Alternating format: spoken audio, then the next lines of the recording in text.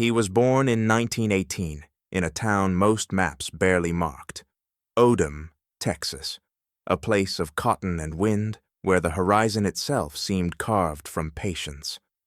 Lafayette Green Poole came into a world that measured worth not by wealth, but by work, by how straight a furrow ran, by how long a man could stand under the sun. His father was a farmer, his tools were few, his discipline was absolute. From the beginning, Poole understood motion, the rhythm of gears, the stubborn language of engines. On that flat Texan land, machines were not luxuries, they were survival. He learned early how to rebuild a tractor from memory, how to coax an old motor back to life. It was there, among soil and steel, that his intuition took root, a quiet mechanical genius, born not in classrooms, but in fields of dust and oil. The world beyond Odem was far away, and for a time it stayed that way. But the stillness of the Great Depression bred a generation both restless and resilient. Poole watched Europe's fires from a distance as names like Poland, Dunkirk, and Stalingrad echoed faintly through radio static. And then, one morning in December 1941, that distance vanished. Pearl Harbor. The name carried across every field, every town, every heart. It was not just an attack, it was an awakening. The small towns of America, Odem, Abilene, Wichita Falls, all felt the same silent shift. The old world had ended. Poole, 23 years old, listened to the broadcast from a neighbor's porch. He didn't speak for a long time. Then he stood, brushed the dust from his shirt, and said only, "Guess it's time." He didn't enlist out of anger. His reasons ran deeper, rooted in duty, in the simple clarity of work unfinished. He had spent a lifetime mastering machines. Now he would master war's greatest one. At Camp Polk, Louisiana, the boy from Texas met his new world. Rows of tanks glinting under a punishing sun, engines roaring like something alive. The M4 Sherman was a strange beast, fast, flawed, and fragile. American doctrine called it the fast strike tank, designed to outmaneuver, not outgun. To most, it was a compromise. To Poole, it was a challenge. Training was relentless. Mud and heat replaced the cotton fields. But he adapted fast. Too fast, some thought.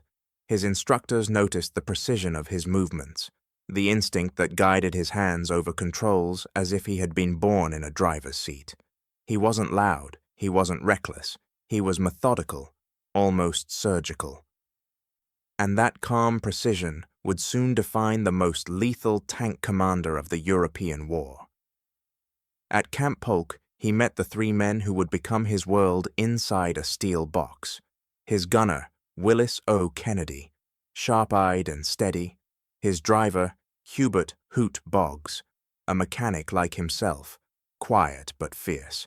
And his loader, Bert Close Delaney, younger, impatient, and loyal to the core. Together they would form the crew of a machine, named for a song that carried the sound of home across an ocean. In the Mood. They came from different corners of America, but they spoke the same language, the soldiers' mix of faith and fatalism. Days bled into nights of training runs, target drills, and endless repairs. Slowly, the four men began to move as one. They learned the rhythm of the Sherman's heartbeat, the timing of its gun, the feel of its treads on soft ground. And within that motion, a bond formed, unspoken, unbreakable. To outsiders, they were just another crew among hundreds preparing for the great invasion to come. But those who watched them on the training field saw something else, a kind of symphony between man and machine. Poole was the conductor, calm behind the sights, guiding motion with uncanny instinct. When he spoke, it was rarely louder than a whisper. "Speed is life," he told them. "We move first. We live." In the fading light of a Louisiana evening, the four stood beside their Sherman, its olive hull catching the last amber glow of the sun. Behind them, the wind carried faint notes of Glenn Miller's In the Mood from a distant radio. None of them spoke.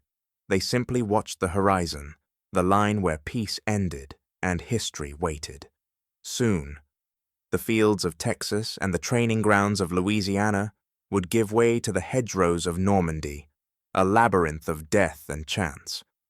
The boy who once fixed tractors was about to drive straight into the furnace of modern war. In 1942, the armored doctrine of the United States Army was built on a single conviction, that speed, not armor, would win the modern war. Europe's great powers had learned to worship thickness, steel upon steel, heavy tanks lumbering forward like fortresses. But America believed in movement, in maneuver, in the fast strike. It was a philosophy born as much from industry as from faith, that quantity, coordination, and will could compensate for any flaw in design. The M4 Sherman embodied that belief. It was fast, reliable, and simple to produce. It could cross bridges that German panzers could not, and its engines ran on common fuel. Yet every man who climbed into one knew a darker truth. Its armor was thin. A German 75mm shell could tear through it before the Sherman's gunner even saw the flash. Inside, ammunition racks lined the hull like coffins waiting to ignite. Soldiers called it the Ronson. It lit the first time, every time. Lafayette Poole learned this not in battle, but in the barren training grounds of Camp Polk. There he came to understand the paradox of his machine, that survival depended on motion. The Sherman could not withstand punishment. It could only avoid it. To live, he would have to make speed an instinct, precision a creed. Poole absorbed every lesson like an engineer dissecting a design. He studied the gears, the traverse speed of the turret, the angle at which light struck armor. When his instructors spoke of mobility doctrine, he didn't just nod, he calculated. The farmer's son who once rebuilt tractors now spoke the language of torque and traverse ratios, of velocity and recoil. He could feel the tank's heartbeat through his boots. In the mock battles that followed, that intuition revealed itself.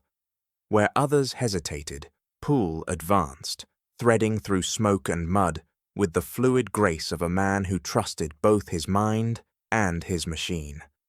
His gunnery was precise, almost mathematical.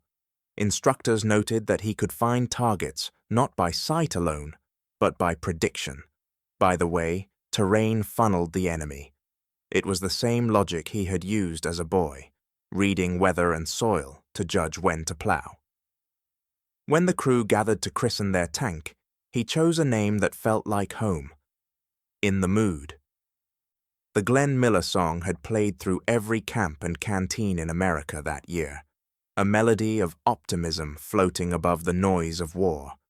For Poole and his men, it became a reminder of what they were fighting for: rhythm amid chaos, life amid fire. The name was painted in white cursive on the hull, a touch of defiance against the grey machinery of destruction. His crew settled into their roles with the same efficiency he demanded of his machines. Kennedy, the gunner, calm, patient, deadly with a single round. Boggs, the driver, intuitive, reading terrain the way Poole read the wind. Delaney, the loader, young, strong, and quick to laughter. They were men of different temperaments bound by a single purpose: to make this imperfect machine do the impossible. "We'll be the best damn crew in the 3rd Armored," Poole said one evening, standing beside the tank as the Louisiana sun bled into the earth. It wasn't arrogance yet, just conviction. But conviction, untested, often walks hand in hand with pride. Their early exercises blurred into muscle memory, endless maneuvers across rolling fields, target ranges echoing with thunder. Each success hardened their confidence. Each praise from an officer fed the quiet myth that perhaps, just perhaps, skill could conquer fate. In those final months before deployment, Poole began to sense a rhythm between man and machine, a unity that bordered on invincibility. The Sherman might have been thin-skinned, but under his hands it felt untouchable. In the calm before war, he mistook preparation for destiny. He would soon learn that the battlefield has no patience for belief. Steel, soil, and fire would soon decide what skill truly meant. In June 1944, the 3rd Armored Division crossed the Channel, one more column in the endless tide of men and machines moving toward a burning continent. Among them was Lafayette Poole, sitting in the commander's hatch of his Sherman, in the mood. Below him, the crew worked in practiced silence. Each man knew his place, his motion, his duty. Behind them stretched the armada that had carried an army across the sea. Before them lay the narrow, ancient lanes of Normandy, and an enemy that had ruled those lanes for 4 brutal years. The land looked peaceful at first, pastures and orchards divided by hedgerows, thick earthen walls tangled with roots and centuries of growth. But beauty in war is often camouflage. To the men of the 3rd Armored, those hedgerows were death.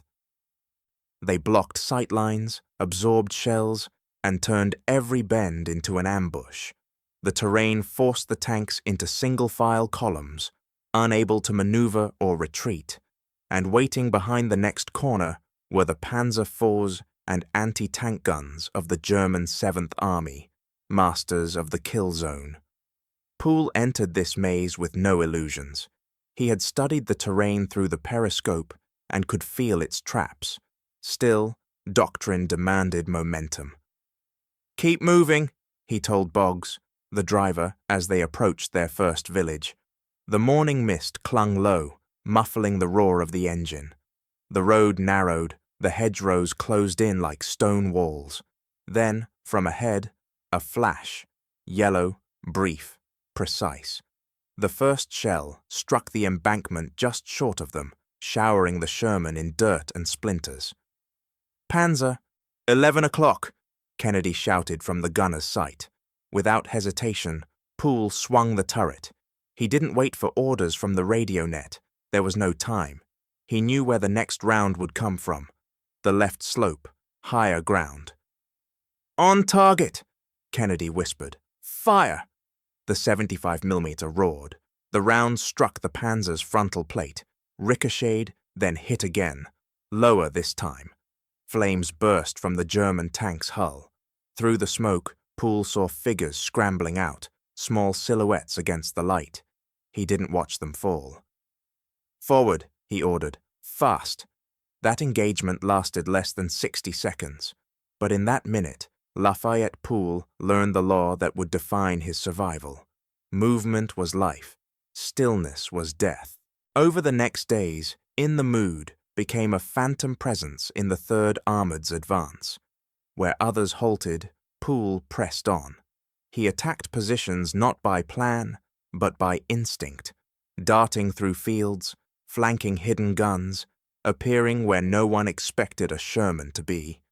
His speed was unnerving, his timing exact.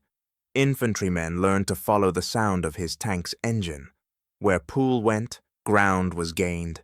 To the locals, liberation looked like madness. Villagers peeked from ruined doorways to see. In the Mood, tearing through streets under shell fire, its commander standing half exposed, guiding fire with calm gestures. Children hid their faces, then waved when the dust cleared. French resistance fighters began whispering about the American Devil in the Green Tank. Inside the 3rd Armored, stories spread even faster. Some said Poole could sense ambushes before they happened. Others swore his crew never missed. His radio calls were clipped, almost serene, even when the world outside was collapsing. "War Daddy," they began calling him, half nickname, half superstition. But what made Poole remarkable was not recklessness. It was calculation.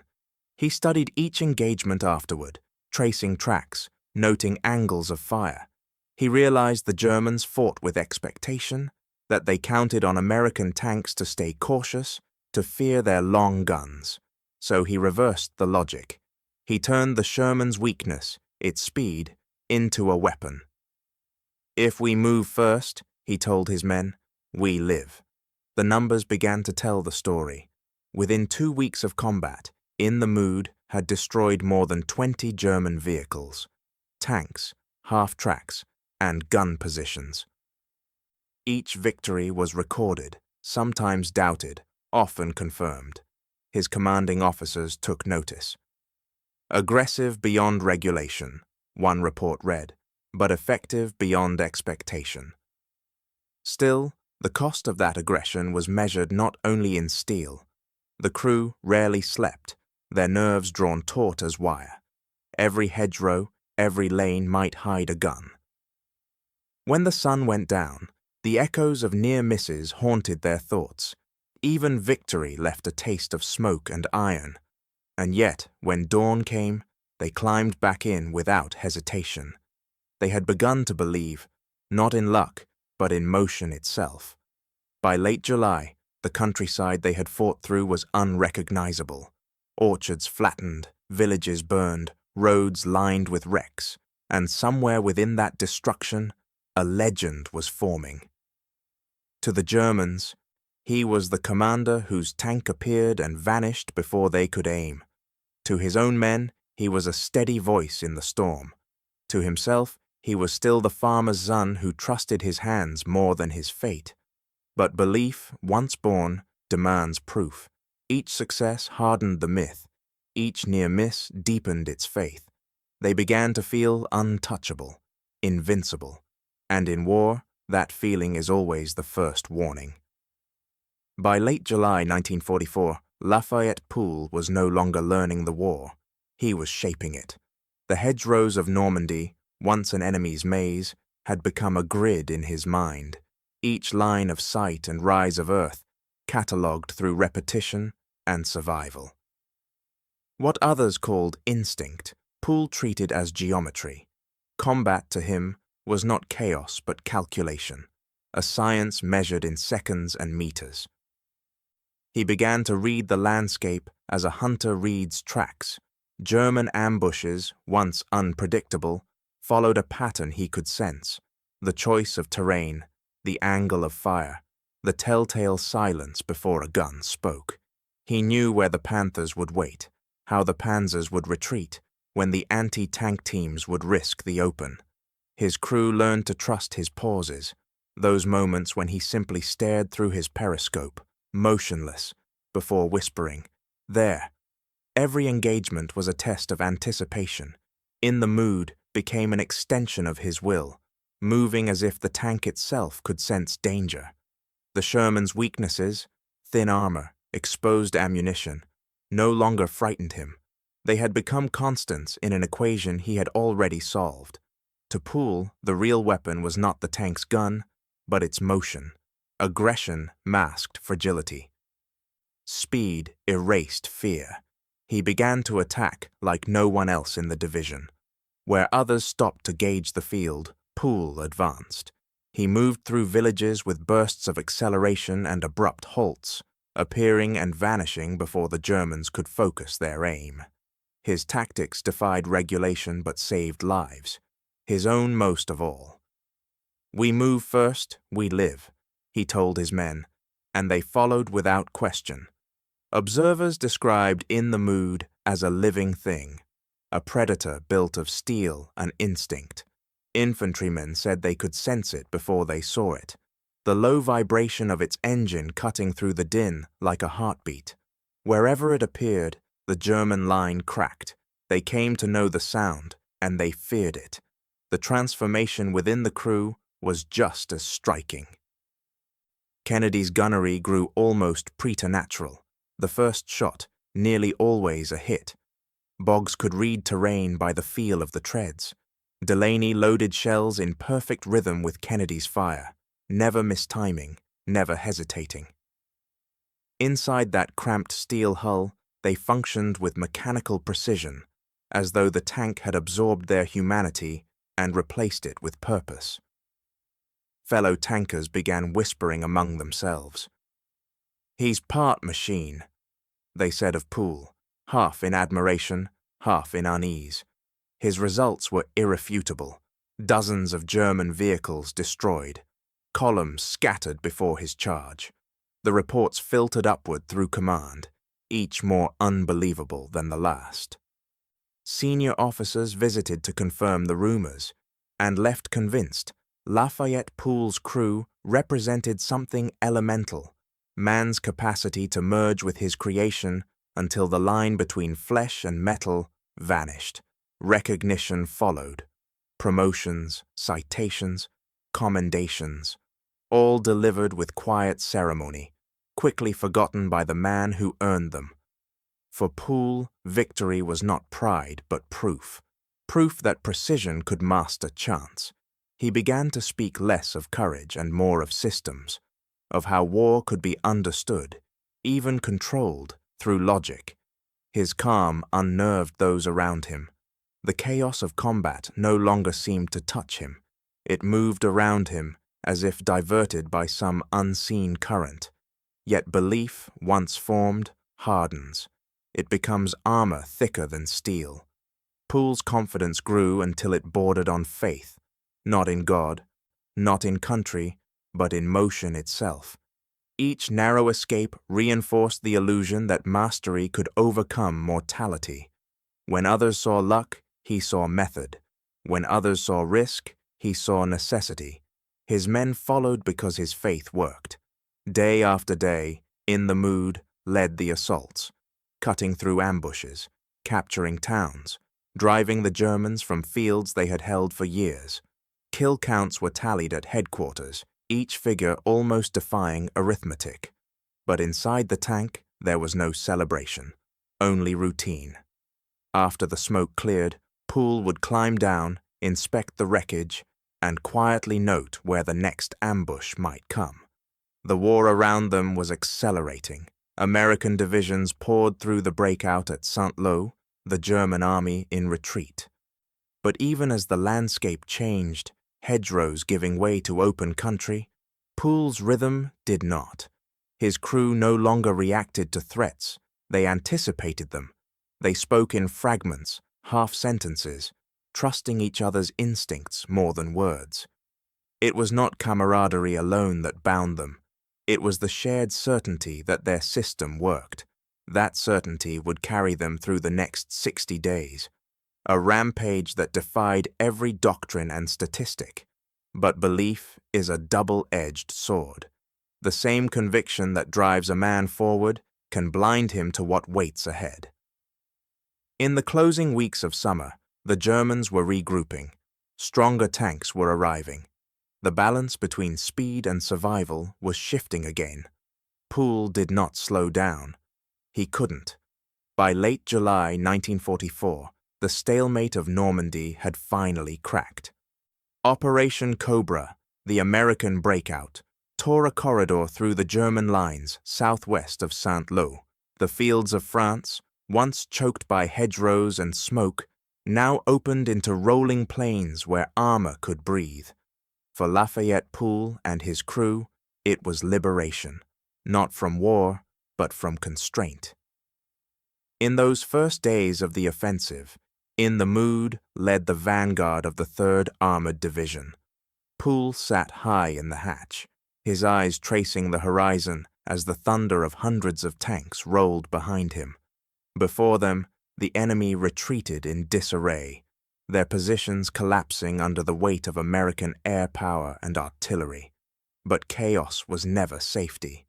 Amid the confusion, German counterattacks struck from forest lines and crossroads, their panzers lunging like cornered predators. For most tankers, those sudden engagements were carnage. One side caught off guard, the other annihilated. For Poole, they were opportunity. His crew had perfected a method so fluid it seemed rehearsed. Shoot and sprint. Strike once, move before the enemy could aim. Attack not from distance, but from momentum. It was a dance of velocity and nerve, and in the fields outside Coutances, it turned their Sherman into a phantom. Over 12 days, Poole destroyed 20 tanks, Panthers, Mark IVs, and self-propelled guns. Infantry officers began marking his movements on maps, using his breakthroughs as guideposts for their own. "Follow Poole," one captain ordered. "He'll find the gap." And he did, every time. His precision was unnerving. Kennedy's first rounds found their mark almost before Boggs brought the tank to a stop. Delaney's loading rhythm never faltered. The clank of shell, the hiss of recoil, the thunder that followed. They no longer spoke during combat. Commands had become instinct, gestures and tone. 4 men thinking, breathing, and fighting as one. Observers called it luck. Commanders called it skill. Poole called it timing. He believed every battle was a formula waiting to be solved, every ambush a problem of angles. He trusted calculation more than chance, and so far, calculation had never failed him. Reports from headquarters began to read like fiction. In the Mood was credited with destroying not just tanks, but convoys, artillery, and machine gun nests, more than 60 enemy vehicles in less than 3 weeks. The numbers came in faster than the clerks could verify. At division briefings, his name was mentioned in low tones, not as myth, but as method.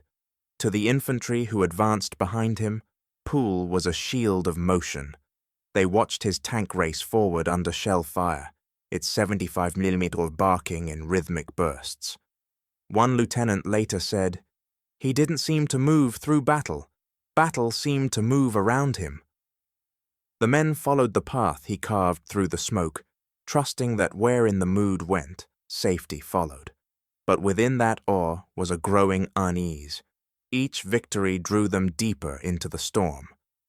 The German army was retreating, yes, but it was retreating in order, leaving mines, ambushes, and rearguards in its wake. Poole's speed, his defining strength, was also his most dangerous habit. He refused to slow down, even when his commanders urged caution. "Momentum saves lives," he said simply, and that was the end of the discussion. At night, the crew slept beside the tank, its metal still warm from battle. They woke to the same rituals, cleaning the gun, checking treads, inspecting the engine. There was no talk of exhaustion, only the quiet understanding that what they had built, this perfect rhythm between man and machine, could not be broken without consequence. By early August, their reputation had spread far beyond their unit.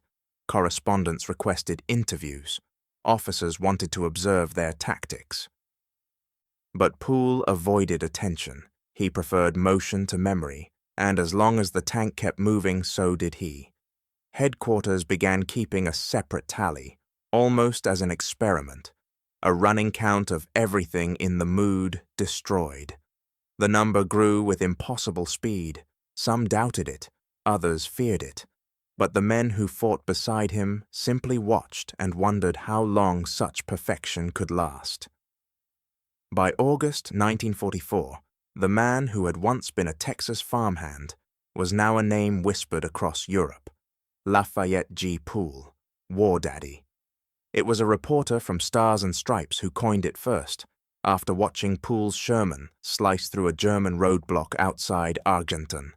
The nickname stuck, not because it was clever, but because it fit. He was the father of an armored storm, calm, methodical, merciless in motion. As the 3rd Armored pushed east, civilians lined the roads to cheer the columns. To them, the Shermans looked invincible, a tide of steel that no army could resist. Flowers covered their hulls, children waved, and women wept in gratitude as liberation rolled past on tracks. But beneath the smiles, the tank crews carried a quiet knowledge that their machines were fragile, that victory sat balanced on inches of armor and seconds of reaction. Inside in the Mood, that awareness dulled into routine.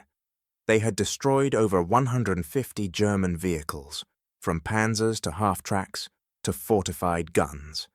The number was so unreal that headquarters began treating it as myth, too high to verify, too consistent to dismiss. Each engagement seemed to reaffirm Poole's creed, that movement, calculation, and nerve could defy the laws of chance. The crew no longer needed words. Kennedy's aim had become instinct, a fraction of a heartbeat between sight and strike. Boggs could feel terrain through his palms, steering before Poole spoke. Delaney loaded each shell with a precision that bordered on ritual. It was as if the tank itself had fused their senses into one. Soldiers watching from the sidelines swore that In the Mood moved differently, smoother, faster, almost alive. "Nothing can hit us," Boggs said one night, leaning against the Sherman's side, his cigarette ember glowing faint in the dark. Poole didn't reply. He only looked at the silhouette of the tank, the edges gleaming beneath a pale moon, and said, quietly, "Then we don't stop." The war was changing shape. The Germans were retreating into Belgium, falling back in bitter stages. But their counterstrikes grew sharper, desperate, precise. Even so, Poole's crew pressed forward without pause. To them, momentum was survival. Each new victory seemed to prove their invulnerability, and belief, once reinforced by success, becomes its own form of blindness. The Army's reporters came again. Cameras followed In the Mood as it rolled past columns of wrecked German armor. Poole spoke little. When asked how he'd done it, he answered simply, "We moved first." The journalists saw confidence. His men saw something else, the exhaustion behind his eyes, the way his hands shook slightly after combat ended. Fatigue was the invisible enemy now. 80 days of battle without rest had worn the edges of their humanity.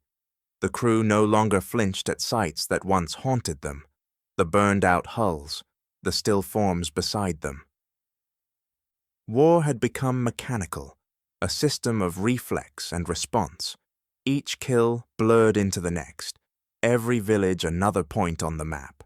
The legend that surrounded them grew even as the men beneath it hollowed out.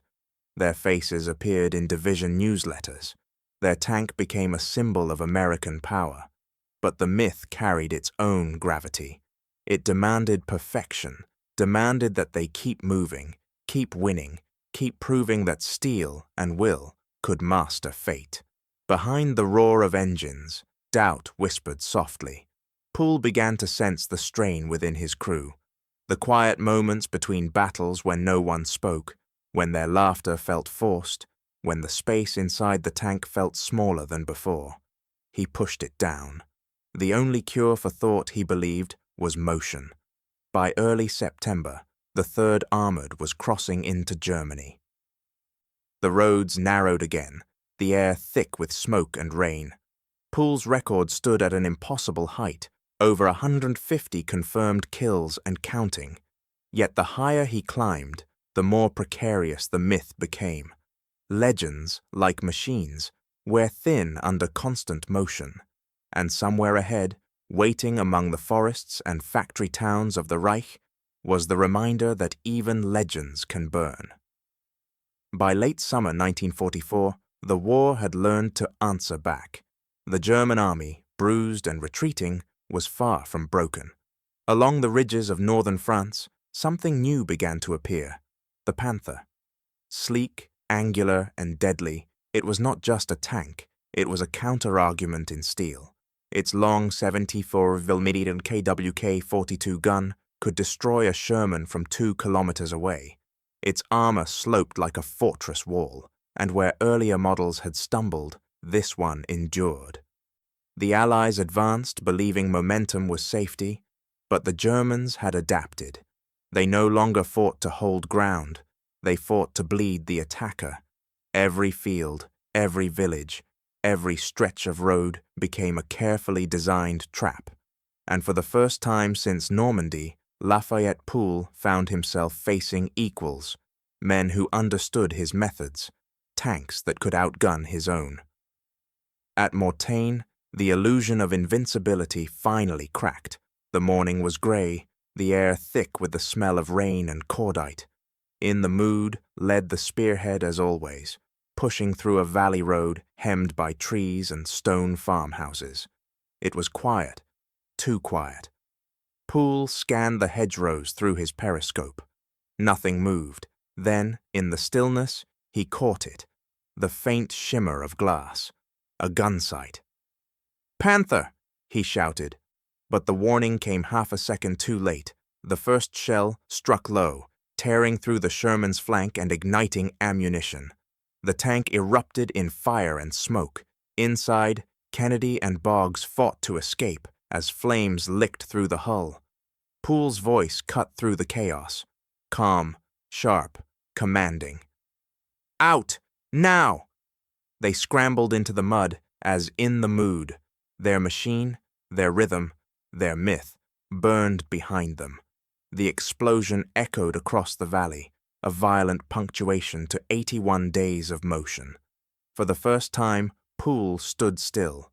Minutes later, he was already moving again, limping, shouting for a replacement. When the battalion commander ordered him to rest, he refused. "We're still breathing," he said. "That means we're fighting." Within hours, a new Sherman arrived. Its armor was still warm from another crew's hands.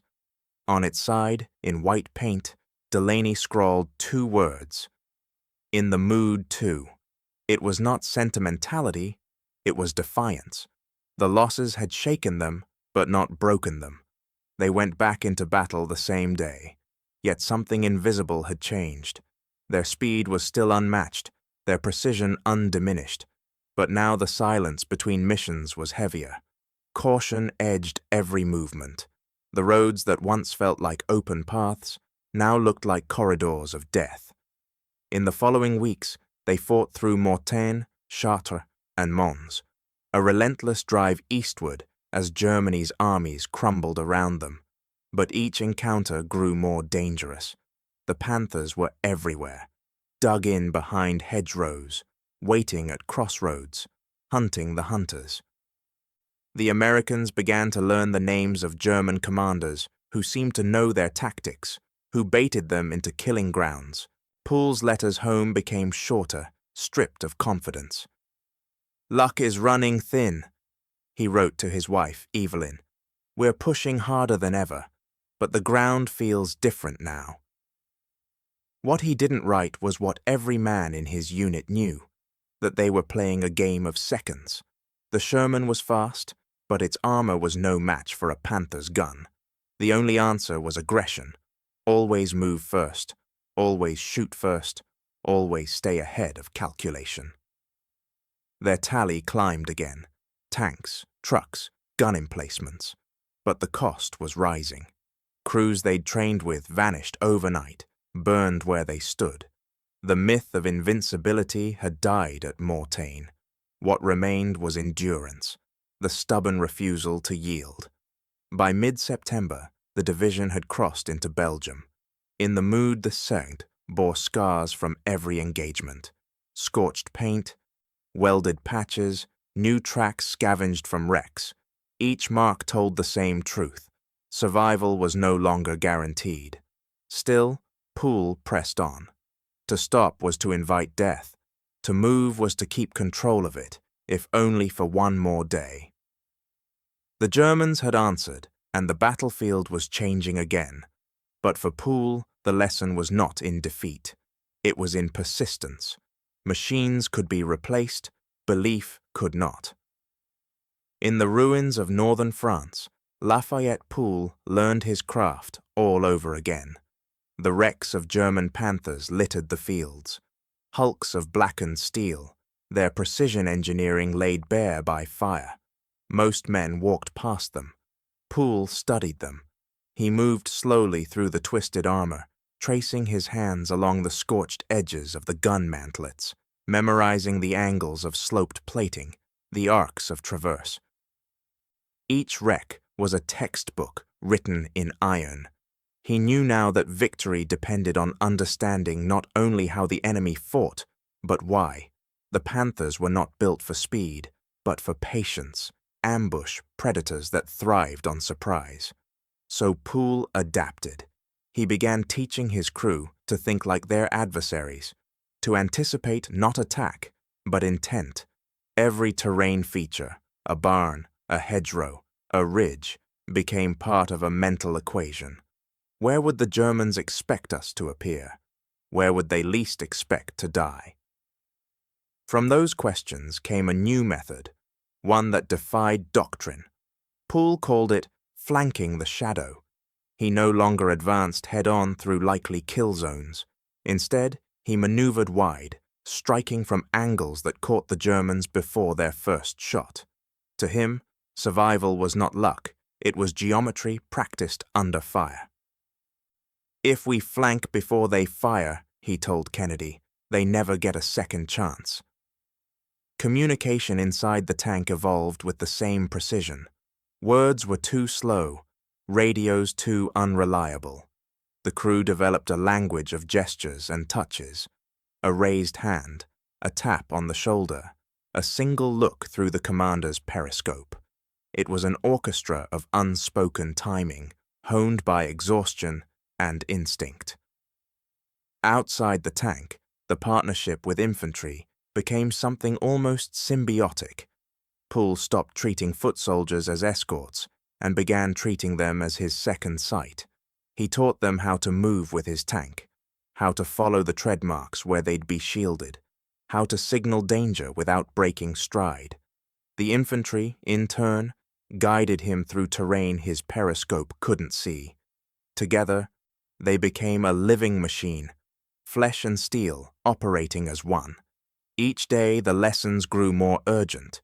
The Germans were no longer retreating without fight. They were consolidating behind the Siegfried Line, a wall of concrete, minefields, and buried guns that stretched for hundreds of miles. It was a fortress built not to win, but to delay, to make every advance costly. Poole's crew found themselves fighting not armies, but geography itself. The rhythm that had once defined "in the mood to," strike, move, strike again, slowed into something heavier, more deliberate. Every field crossed was a potential grave. Every burned-out village felt like déjà vu. They began counting time differently, not by distance gained or kills achieved, but by days survived. When new crews asked for advice, Poole no longer spoke of speed or courage. He spoke of discipline. "Aggression's easy," he told them. "Endurance is hard." At night he wrote brief notes in a small ledger, not records of victory, but reflections on failure. "Every fight," he wrote once, "teaches two things: what you did right and what you will never do again." His men noticed the change. The edge in his voice had softened, replaced by the calm of experience, the quiet authority of someone who understood that survival was no longer glory, but duty. Kennedy said later, he stopped chasing numbers, he started chasing morning. By September's end, the division was closing on Germany's western border. Rain fell steadily, mixing with smoke and oil, turning roads to rivers of mud. The days blurred into one another. Another ambush avoided, another friend lost, another village turned to rubble. The victories still came, but each one felt heavier than the last. Poole's reputation, once legend, now felt like a weight. The officers still praised him, the newspapers still called him War Daddy, but to his crew, he was simply the man who would not stop moving, because stopping meant thinking, and thinking meant remembering. They had learned their lessons in iron, not from manuals, but from scars, wrecks, and the hollow echo of shells long fired. By the end of August 1944, in the Mood d'Azaksu lay smoldering near Mons, Belgium, another burned-out shell among hundreds. The ambush had been swift, the loss inevitable. Yet the miracle held. All 4 men survived again. They climbed from the wreckage, blackened, dazed, but alive. When the medics tried to pull Poole away, he waved them off. "We're fine," he said. "We've got work to finish." Command suggested rest. 80 days of continuous combat had pushed even elite crews to collapse. Poole's name had already become a legend in the division. Over 200 confirmed kills, dozens of towns liberated, entire columns broken under his advance. But when his superiors urged him to stand down, he met their gaze with quiet finality. "You can't bench momentum," he said, and so the army relented. The 3rd Armored requisitioned another Sherman, freshly shipped, olive drab still bright beneath factory wax. It arrived at dawn, streaked with condensation, smelling of oil and paint. To most, it was just another replacement. To Poole and his men, it was resurrection. They christened it In the Mood 3. The name went on the hull in steady white letters, deliberate and unbroken. There was no ceremony this time. No laughter, no optimism. Only habit. The ritual felt heavier now, less a declaration, more a promise. The myth was still alive, but it had aged. As the 3rd Armored pushed into Belgium, the air turned colder. The once green countryside was greying under the smoke of retreating armies. Bridges lay shattered across rivers, and the roads were lined with twisted metal, the carcasses of 1,000 machines that had failed to keep up. The advance had become slower, harder. The Germans, though retreating, fought with renewed ferocity, defending every crossing, every forest, every hill, as though it were Berlin itself. In this landscape, In the Mood resumed its old rhythm, but something had changed inside. The crew's movements were still flawless, their coordination almost telepathic, yet behind each order, each maneuver, lay fatigue, the deep, silent exhaustion of men who had already defied too many odds. They no longer spoke of invincibility, they spoke of finishing. The Germans had learned to adapt. Their Panthers struck from range, their anti-tank guns dug deeper into the earth. Poole countered with his trademark aggression, speed, and unpredictability. His tactics had become art, flanking before detection, firing on the move, using terrain like cover. The young tankers of the division began to imitate his methods. They called it Poole's Run. But mastery had turned into something else, inevitability. His skill had carried him further than reason, further than safety. The very confidence that had made him legendary now drew him toward the front of every column, toward every fight that others would have avoided. The line between duty and compulsion was gone. By mid-September, the 3rd Armored crossed into Germany's frontier. The towns they entered were not liberated but abandoned, silent, hollowed, charred. The signs changed from French to German, but the sound of war did not. The Sherman's treads ground over cobblestone streets, still smoking from retreating fires. In the Mood 3 led the advance into Stolberg, a town that would soon etch itself into history as the final stop of their 81-day rampage. At this stage, Poole's tally had become a matter of record. 258 confirmed kills, tanks, half-tracks, guns, and armored cars. Military historians would later argue over the numbers, but to the men who followed his path, it hardly mattered. What mattered was the pattern he'd carved through Europe. A single crew, in a single machine, rewriting what one tank could achieve. He had beaten the arithmetic of war longer than anyone expected. But even mathematics has its limits. Every equation balances eventually. The days were growing shorter now, the nights colder. The Sherman's engine idled beneath a thin September rain, its crew motionless inside. They had survived longer than most, learned faster than anyone, killed more than any 4 men could imagine. Yet somewhere beyond the next rise, the war was waiting to collect its debt. On the morning of September 19th, 1944, Lafayette Poole's War was 81 days old. For nearly 3 months, his Sherman tank had rolled at the tip of every advance, through Normandy's hedgerows, across France's plains, into Belgium's burned cities. Now it approached the heart of Germany. The border town of Stolberg lay ahead, grey rooftops rising from a valley of smoke and rain. To headquarters, Stolberg was just another name on the map, another industrial town to clear before Aachen. But to the men in the Mood III, it felt different. The air carried a strange stillness. Reconnaissance reported little resistance. A quiet sector, the officers said. Yet for Poole, quiet had never meant safety. It meant waiting. It meant a trap being set. He studied the narrow main road through his periscope. 2-story stone houses pressed close on either side. Windows blacked out. No civilians, no movement. Just the hiss of rain on cobblestones and the steady idle of the engine. Poole exhaled slowly. "Something's wrong," he muttered. Still, the orders were clear. Advance and secure the town. Poole signaled Boggs forward. The Sherman crept down the street, its treads grinding through puddles, turret angled slightly left. Kennedy's eyes scanned through the gun sight, searching for motion. Delaney's hands rested on the next shell, ready to load. They had done this hundreds of times before. The ritual of advance, the rhythm of war. But rituals are only safe until the moment they end.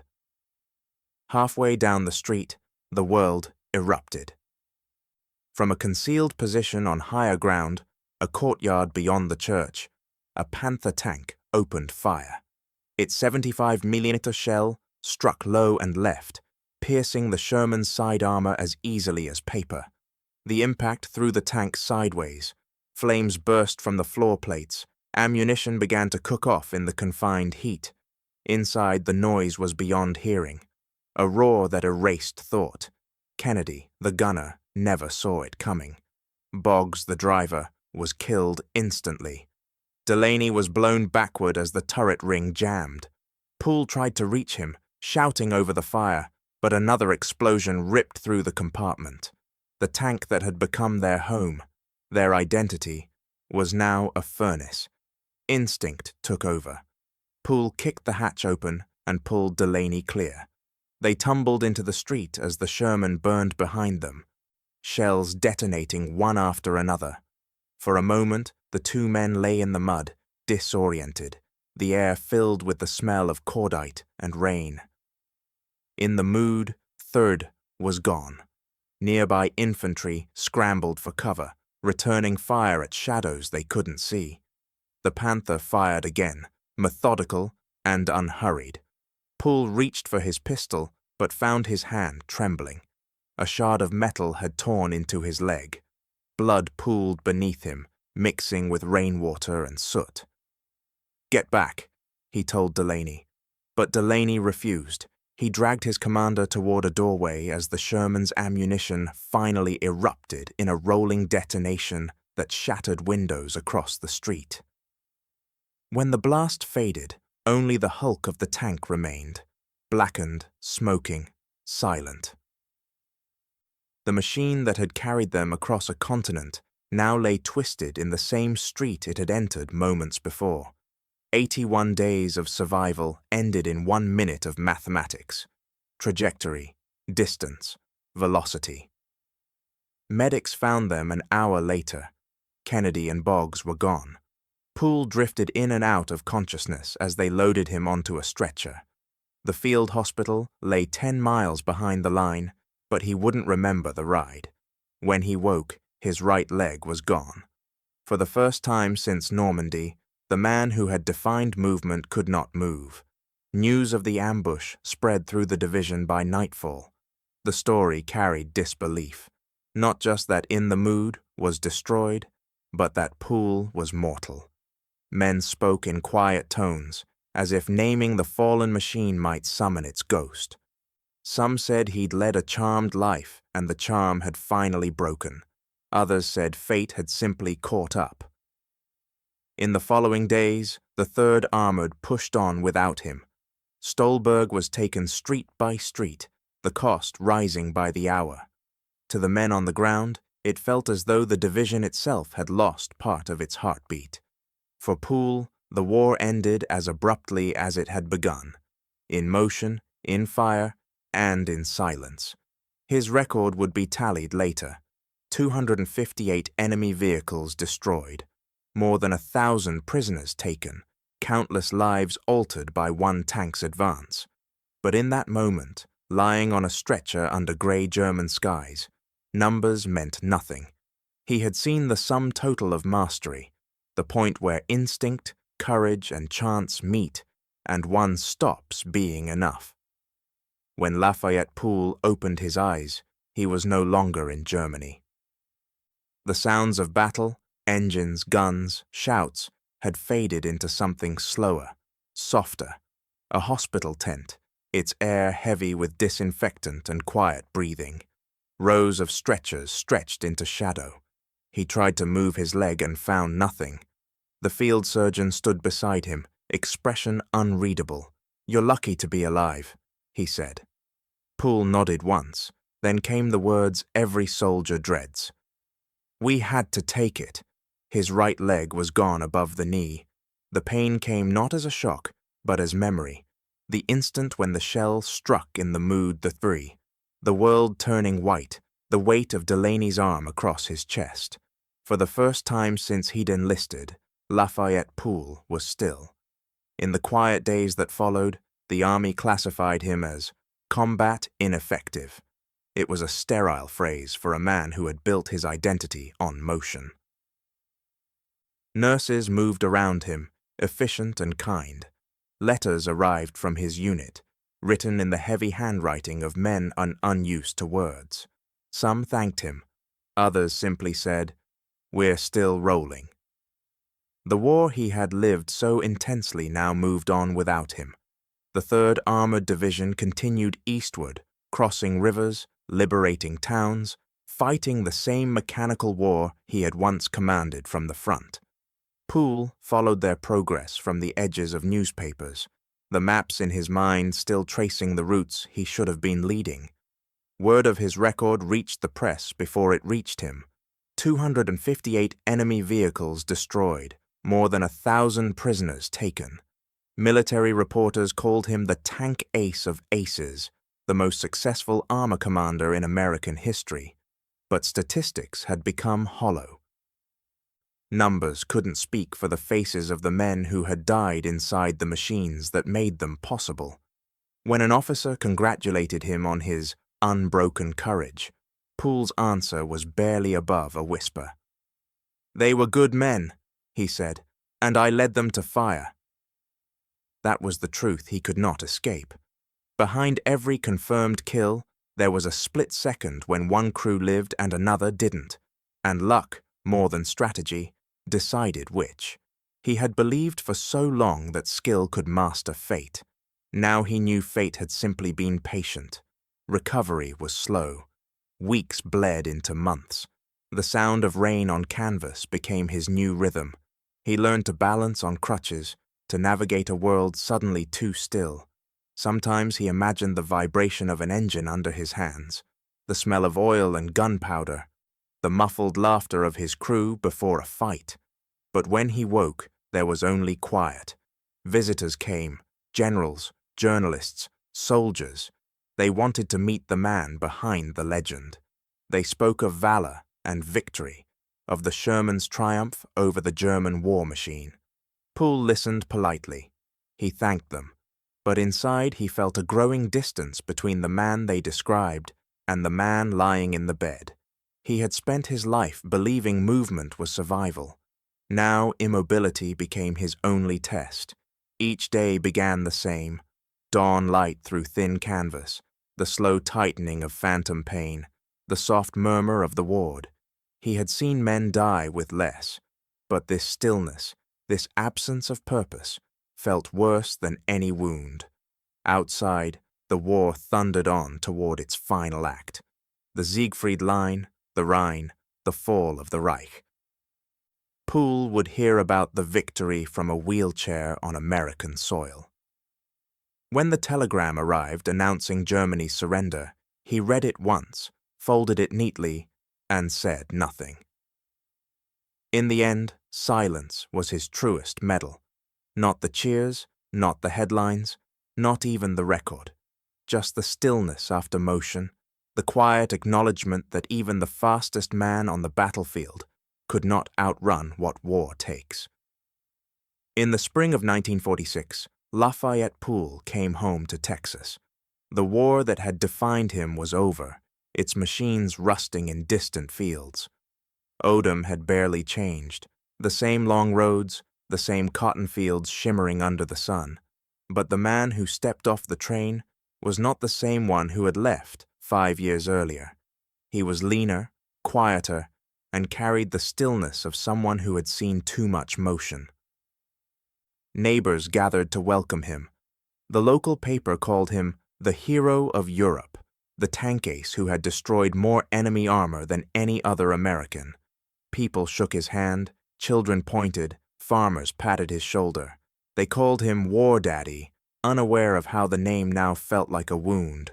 Poole smiled politely, said the right words, and went home. The farm waited for him, unchanged, except for the silence.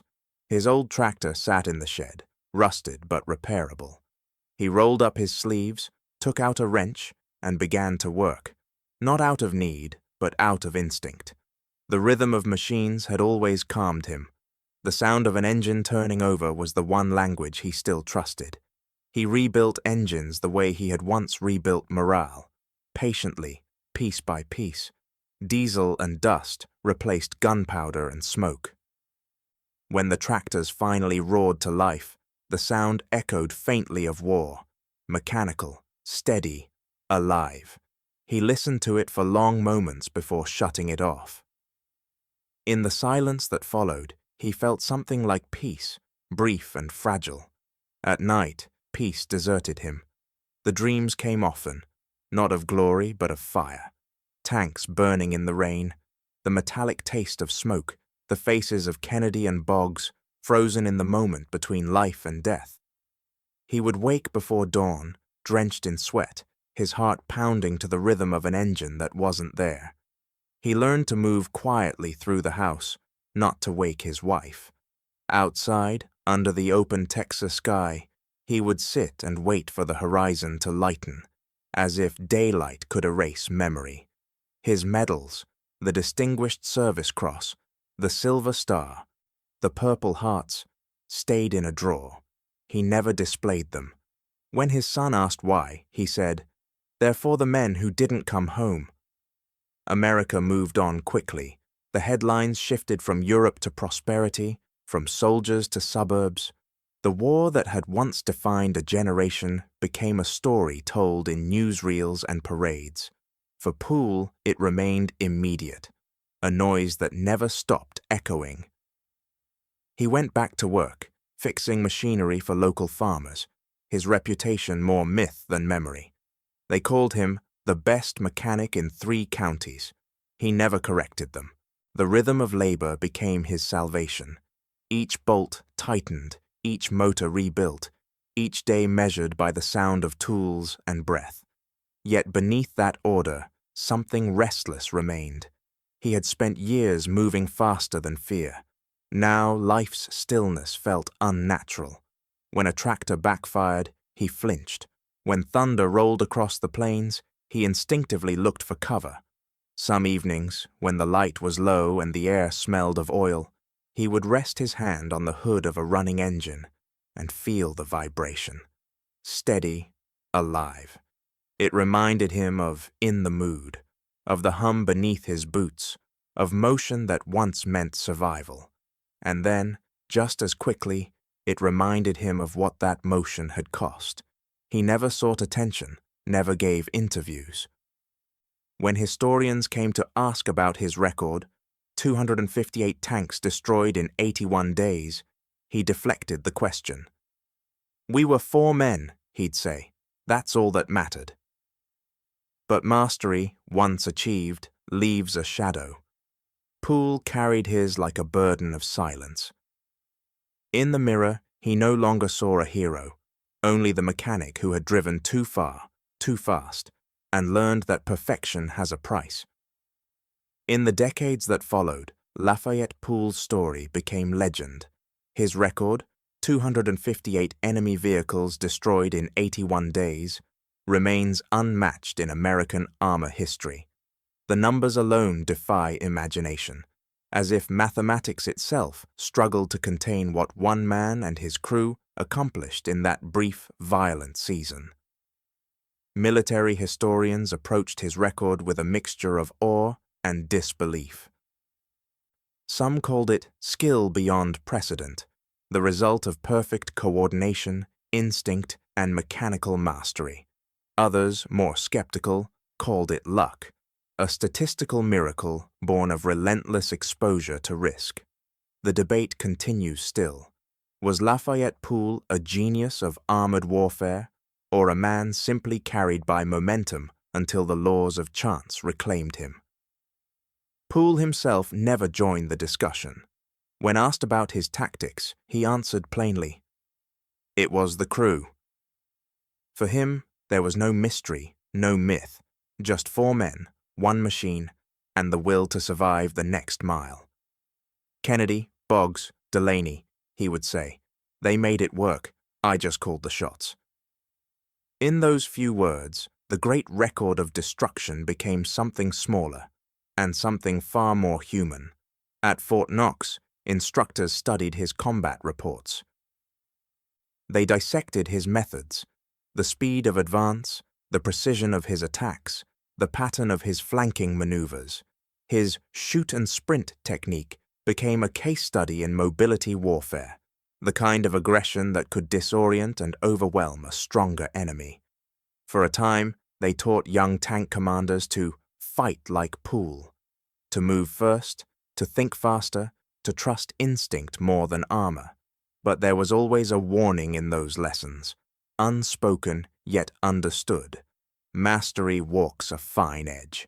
The same aggression that made him invincible also brought him to the brink of destruction. Students were told to learn from his precision, not his pace. To remember that perfection, in war, burns quickly. His name entered the lore of the U.S. Armored Corps alongside the great figures of armored warfare, Crichton Abrams, George Patton, and the German adversaries he once faced. In military museums, photographs of In the Mood appeared beside the charred silhouettes of panzers. To historians, his life illustrated the paradox of the Sherman tank itself, flawed yet effective, fragile yet unstoppable in the right hands. For Poole, the legend never sat comfortably. When interviewed in later years, he spoke with the quiet of a man who had spent too long inside his own echo. "I just did my job," he would say. The words were simple, but behind them lay something heavier, the understanding that fame built on destruction carries its own weight. Those who met him later in life described him as gentle, unassuming, polite to a fault. Yet behind the warmth, they saw distance, the kind of gaze that doesn't rest on the present but looks through it. His students in the Armored Training Corps noticed it most. When he taught, he rarely spoke of courage or victory. He spoke of precision, patience, and restraint. And when the conversation turned to his own battles, his eyes would darken, his words slow. "War," he told them once, "isn't something you win, it's something you finish." To the outside world, Poole remained the archetype of the American tanker, brave, efficient, relentless. But to those who truly knew him, he was something rarer, a man who had looked into the core of his profession and found its limits. The hands that once commanded fire now rebuilt tractors. The voice that once called for speed now preached caution. History remembers him in numbers. His friends remembered him in silence. The record books call him a hero. He called himself lucky. And perhaps that is why his story endures, not because it glorifies war, but because it refuses to. The echo of steel fades with time, but its lessons remain, of courage measured not by victory, but by survival, and of men who learned that even legends carry ghosts. After the war, Lafayette Poole disappeared from the headlines, but not from the army. Peace had never been his natural state. When the Korean conflict began in 1950, he tried to return, not as a symbol, but as a soldier. The paperwork was brief, the rejection absolute. His prosthetic leg ended the conversation before it began. Combat for him was over, but service was not. The army found another use for him, as an instructor. Poole accepted the post quietly, trading battlefields for training grounds. At Fort Knox, the man once known as War Daddy became Sergeant Poole again, teaching the next generation of tankers how to fight, survive, and think. The recruits called him Old Iron, a name born of respect rather than legend. Few knew his record. Fewer still knew that the quiet man leaning on a cane had once commanded America's deadliest tank crew. He never mentioned it. When students asked about his limp, he simply said, "Machine got tired before I did." He approached instruction as he had approached war, with method, patience, and precision. His classroom smelled of oil and chalk dust. On the board, he drew the angles of armor, the arcs of movement, the patterns of ambush and retreat. But his lessons carried something deeper than tactics. "Speed is life," he told them, "but wisdom saves it." It was a phrase that summed up all he had learned, that survival came not from daring, but from discipline. He taught them to listen to their machines, to move not faster, but smarter, to never let arrogance blind them to the quiet logic of battle. Every motion, every order, every shot, all had consequence. The young tankers admired him without knowing why. He carried himself with calm authority, never raising his voice, never boasting. His presence filled the room, not through stories but through silence, the kind that came from a man who had already faced the extremes of both victory and loss. Occasionally, an officer would mention his past to inspire a class. The recruits would glance at him with new awe, expecting affirmation, but Poole would only nod once and return to the board. "Forget the record," he would say. "You'll make your own." The years passed quietly. He raised a family, repaired engines on weekends, and kept to routines that mirrored the discipline of his youth. To neighbors in San Antonio, he was just Mr. Poole, courteous, soft-spoken, a man who always seemed to be listening to something far away. Yet war never fully left him. Friends recalled how he could name the model of any tank by sound alone, how his eyes followed the rumble of passing trucks as if tracking ghosts.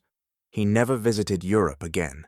He said he had already seen enough of it, in flame, in mud, in memory. By the 1980s, his students were now the instructors, and his teachings had become doctrine. Manuals quoted his words without credit.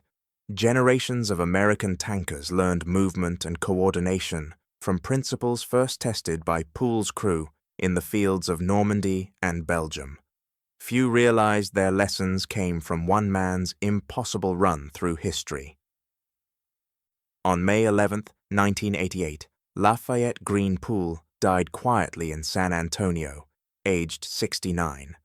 No headlines marked his passing, no parades, no speeches, just a folded flag, a few old comrades, and the quiet salute of soldiers who knew his name only from rumor.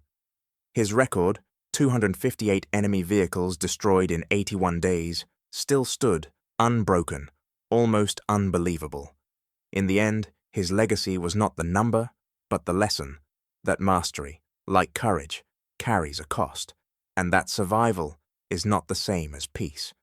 The engines he once commanded have long gone silent, their steel turned to rust and memory. Yet in the echo of their motion, in every armored crew that learns, moves, and endures, the rhythm of his life continues. History often remembers machines before it remembers the men who drove them. But sometimes, one man's will can redefine what a machine means. Lafayette Poole's story became more than a record of kills or a study in tactics. It became a testament to something quieter, the stubborn resilience of ordinary men mastering impossible machines in impossible times.